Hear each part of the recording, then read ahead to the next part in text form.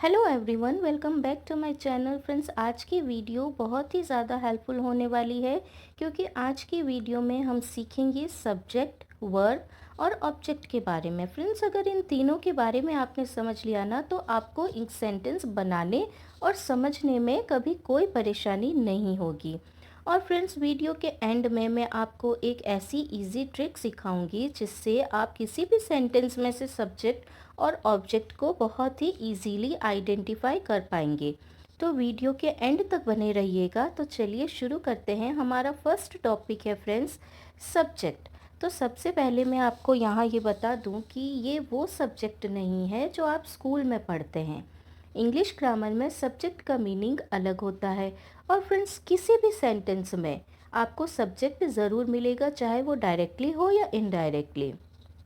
तो friends, subject को हिंदी में हम बोलते हैं कर्ता, या फिर हम कह सकते हैं डूअर ऑफ द एक्शन।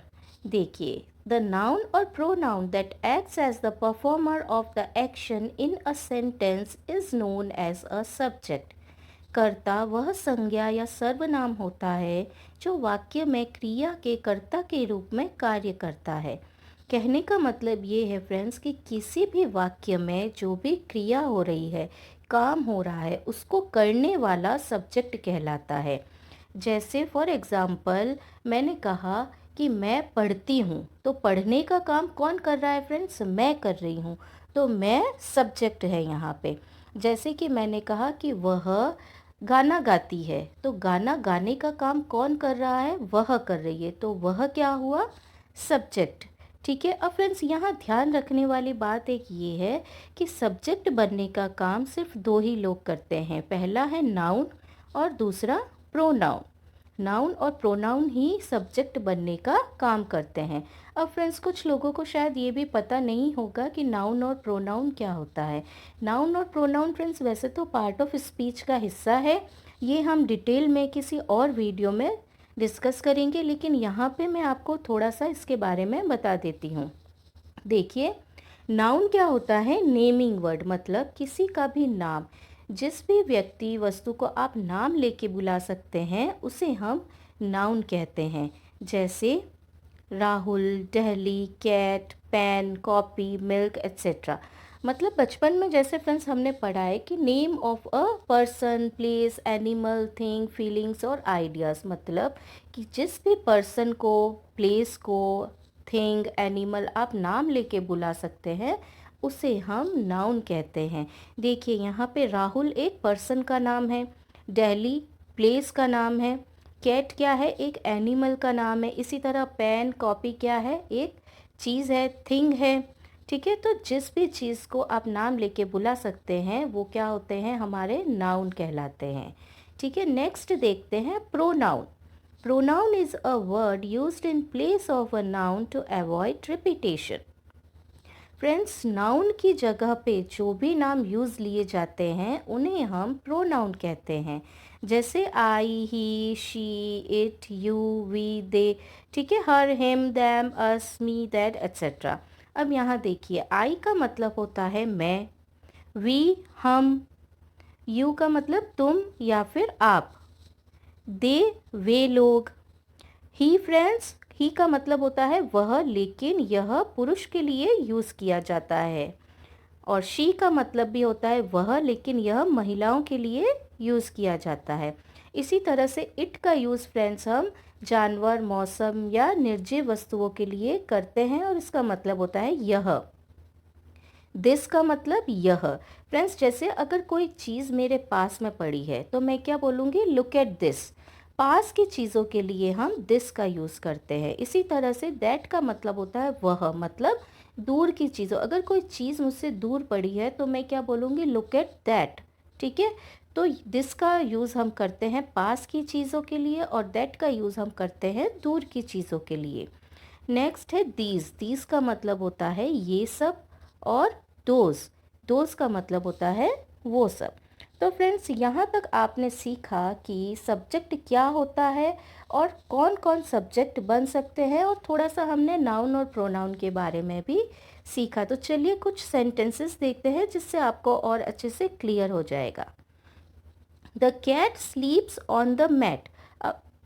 अब फ्रेंड्स यहाँ देखिए कि स्लीप, स्लीप मतलब सोने का काम कौन कर रही है?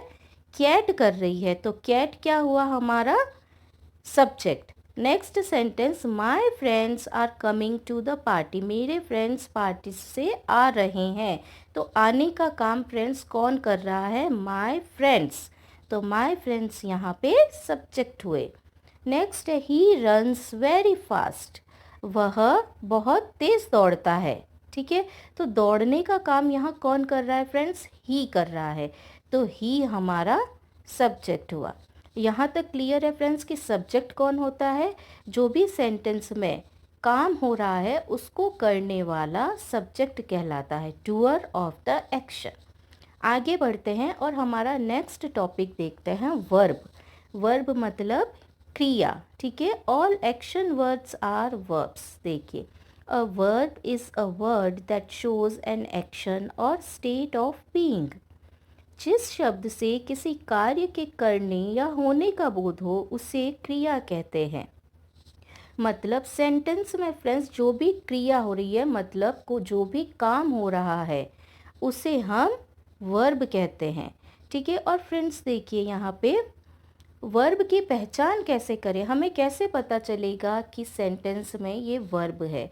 वर्ब मतलब क्रिया के अंत में ना होता है। कैसे? देखिए, ईट का मतलब होता है खाना, प्ले खेलना, कम आना, सिंग गाना और गो जाना। देखिए यहाँ पे जितने भी वर्ब्स मैंने आपको मेंशन किए हैं उन सब के पीछे एक वर्ड आ रहा है ना। ठीक है, तो क्रिया के अंत में ज़्यादातर ना छिपा हुआ होता है, मतलब उसके अंत में हमेशा ना आता है। ठीक है, और फ्रेंड्स क्रिया की खास बात एक यह है कि ये अपने रूप बदलता है।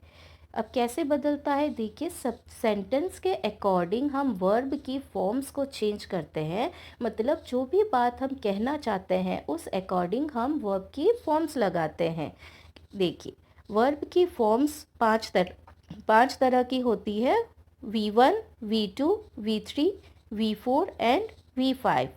एग्जाम्पल देखिए, जैसे कि गो, गो का मतलब होता है जाना। उसकी सेकंड फॉर्म होती है वेंट, वेंट का मतलब गया। थर्ड फॉर्म होती है गॉन, गॉन मतलब जा चुका है। और फोर्थ फॉर्म में फ्रेंड्स हम ING यूज़ करते हैं, गोइंग, गोइंग का मतलब होता है जा रहा है। और फिफ्थ फॉर्म में हम S या ES का यूज़ करते हैं, तो गोज़, गोज़ का मतलब जाना। नेक्स्ट ईट, ईट का मतलब खाना, एट खाया, ईटन खा चुका है, ईटिंग खा रहा है और ईट्स मतलब खाना। इसी तरह से गिव, गिव का मतलब होता है देना, गेव दिया, गिवन दे चुका है, गिविंग दे रहा है, गिव्स का मतलब देना। तो फ्रेंड्स ऐसी बहुत सारी वर्ब्स होती है जिनकी अलग अलग फॉर्म्स होती है और वो आपको याद रखनी पड़ती है। ठीक है, तो इसके बारे में हम डिटेल में किसी और वीडियो में डिस्कस करेंगे। यहाँ तक आप इतना समझ लीजिए कि ये सारी हमारी वर्ब्स होती है और इनकी हम सेंटेंस में जो बात हम कहना चाहते हैं उस अकॉर्डिंग हम वर्ब की फॉर्म्स को यूज़ लेते हैं। ठीक है फ्रेंड्स, तो यहाँ तक आपको क्लियर है कि सब्जेक्ट क्या होता है और वर्ब क्या होती है। नेक्स्ट टॉपिक हमारा देखते हैं फ्रेंड्स, ऑब्जेक्ट। ऑब्जेक्ट को हम हिंदी में बोलते हैं विषय वस्तु, मतलब रिसीवर ऑफ एन एक्शन। देखिए, an object is a noun और pronoun affected by the action of a verb often receiving the action. यह वह संज्ञा या सर्वनाम होता है जो क्रिया से सीधे प्रभावित होता है। मतलब सेंटेंस में फ्रेंड्स जो भी काम हो रहा है उसका असर सीधा ऑब्जेक्ट पर पड़ता है। इसे हम एग्जाम्पल से समझते हैं। She sings a song. Friends यहाँ पे वर्ब क्या है? सिंग, मतलब गाना गाना, ये हमारी वर्ब है। अच्छा, गाना गाने का काम कौन कर रहा है? शी कर रही है, तो शी हमारा सब्जेक्ट हुआ यहाँ पे। शी सिंग्स, वह गाती है। इतना फ्रेंड्स समझ में आ गया कि शी हमारा सब्जेक्ट है और सिंग मतलब गाना गाना हमारी वर्ब है। अब यहाँ हमारा ऑब्जेक्ट क्या है? तो फ्रेंड्स देखिए, वह गाती है, लेकिन वह क्या गाती है? वह गाना गाती है, वह सॉन्ग गाती है। तो सॉन्ग फ्रेंड्स यहाँ पे हमारा ऑब्जेक्ट हुआ। एक और एग्जाम्पल देखते हैं। देखिए, ही कॉल्ड मी, उसने मुझे बुलाया। तो यहाँ पे कॉल्ड क्या है, वर्ब है। ठीक है, अच्छा किसने बुलाया, उसने मुझे बुलाया। तो उसने यहाँ पे क्या हुआ, मतलब ही क्या हुआ, सब्जेक्ट। ठीक है, ही कॉल्ड, उसने बुलाया, लेकिन उसने किसे बुलाया, तो यहाँ पे आंसर क्या आएगा, मी, उसने मुझे बुलाया।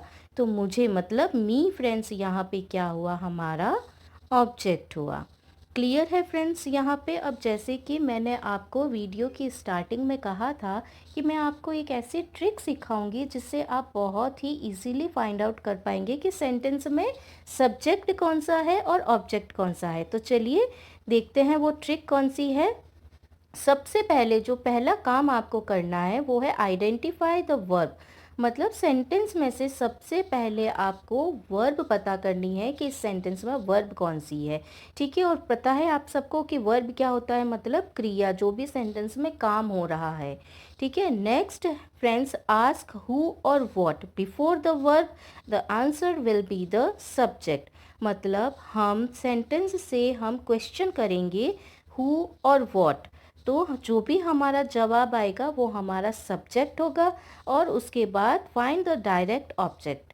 मुझे पता है फ्रेंड्स आपको क्लियर नहीं हुआ है, हम इसे एग्जाम्पल से समझेंगे, आपको अच्छे से क्लियर हो जाएगा। देखिए मैं बताती हूँ आपको। The cat is eating the food. तो यहाँ पे ये सेंटेंस है फ्रेंड्स कि the cat is eating the food, cat खाना खा रही है। ठीक है, तो सबसे पहला काम आपको आपको क्या करना है, आइडेंटिफाई द वर्ब। इस सेंटेंस में वर्ब क्या है, तो फ्रेंड्स वर्ब है यहाँ हमारी ईटिंग। ठीक है, अब हमें वर्ब से क्वेश्चन करना है हु इज़ ईटिंग। ठीक है, हम वर्ब से क्वेश्चन करेंगे हु इज़ ईटिंग। फ्रेंड्स देखिए, हु का यूज़ हम करेंगे अगर कोई पर्सन की हम बात कर रहे हैं या फिर किसी एनिमल की, और अगर कोई चीज़ की हम बात कर रहे हैं तो हम व्हाट का यूज़ करेंगे। ठीक है, तो हम क्वेश्चन करेंगे हु इज़ ईटिंग, तो जवाब क्या आएगा, द कैट इज़ ईटिंग।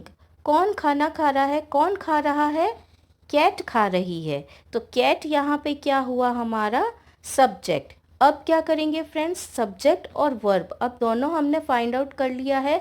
अब हम सब्जेक्ट और वर्ब से क्वेश्चन करेंगे, the cat is eating what, cat खा रही है, लेकिन कैट क्या खा रही है, तो जवाब आएगा फूड।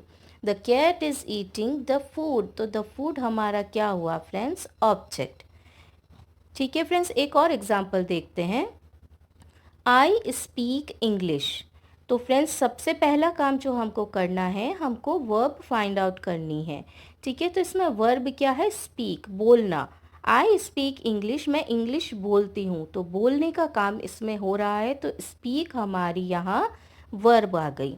अब वर्ब से हम क्वेश्चन करेंगे हु स्पीक, कौन बोलता है, आई स्पीक इंग्लिश, मैं इंग्लिश बोलती हूँ, लेकिन हम पूछेंगे कौन, कौन बोलता है, तो जवाब आएगा आई, मतलब मैं बोलती हूँ। तो यहाँ पे आई फ्रेंड्स क्या हुआ, हमारा सब्जेक्ट। अब इतना हमने फाइंड आउट कर लिया कि आई हमारा सब्जेक्ट है और स्पीक वर्ब है। ठीक है, तो अब हम क्वेश्चन करेंगे वॉट, आई स्पीक वॉट, मैं बोलती हूँ, लेकिन क्या बोलती हूँ, तो आंसर क्या आएगा, इंग्लिश, आई स्पीक इंग्लिश। तो इंग्लिश फ्रेंड्स हमारा क्या हुआ, ऑब्जेक्ट। ठीक है फ्रेंड्स, क्लियर है यहाँ तक आपको। चलिए आगे बढ़ते हैं और एग्जाम्पल्स देखते हैं। जैसे राम गोज़ टू स्कूल। इस सेंटेंस में फ्रेंड्स गोज़ क्या है, वर्ब है, और जाने का काम कौन कर रहा है, राम कर रहा है। Ram goes to school, Ram school जाता है। तो सबसे पहले यहाँ पे गोज़ हमारी वर्ब है और जाने का काम कौन कर रहा है, राम कर रहा है। तो राम क्या हुआ, हमारा सब्जेक्ट। अब राम कहाँ जाता है, राम स्कूल जाता है, तो स्कूल क्या हुआ, हमारा ऑब्जेक्ट। नेक्स्ट एग्जाम्पल देखते हैं, आई मैट हर। तो यहाँ पे मैट का मतलब मिलना, मिलना, मैट क्या हुई हमारी वर्ब। अच्छा कौन मिलता है, मैं मिलती हूँ, तो यहाँ पे आई क्या हुआ फ्रेंड्स, हमारा सब्जेक्ट हुआ। ठीक है, और नेक्स्ट मैं मिलती हूँ, लेकिन किससे मिलती हूँ, उससे मिलती हूँ, मतलब हर। तो हर क्या हुआ हमारा यहाँ पे ऑब्जेक्ट। तो तो यहाँ तक आपको क्लियर है फ्रेंड्स? हमने सीखा कि सब्जेक्ट क्या होता है, उसके बाद वर्ब और ऑब्जेक्ट। सब्जेक्ट होता है डूअर ऑफ द एक्शन, मतलब जो भी सेंटेंस में काम किया गया है वो किसने किया है।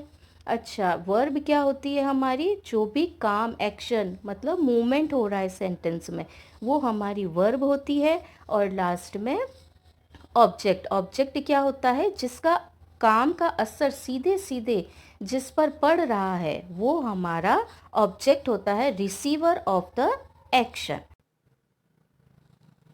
फ्रेंड्स, यहाँ तक आपको तीनों टॉपिक अच्छे से क्लियर हैं? तो एक सेंटेंस मैं आपको देना चाहती हूँ जिसका आंसर आप मुझे कमेंट बॉक्स में देंगे। I play football. इस सेंटेंस में फ्रेंड्स सब्जेक्ट क्या है, वर्ब क्या है और ऑब्जेक्ट क्या है? इसका जवाब आप मुझे कमेंट बॉक्स में देंगे। और अगर आपको थोड़ी सी भी ये वीडियो हेल्पफुल लगी हो तो please like, share and subscribe करना मत भूलिएगा। Till then keep practising.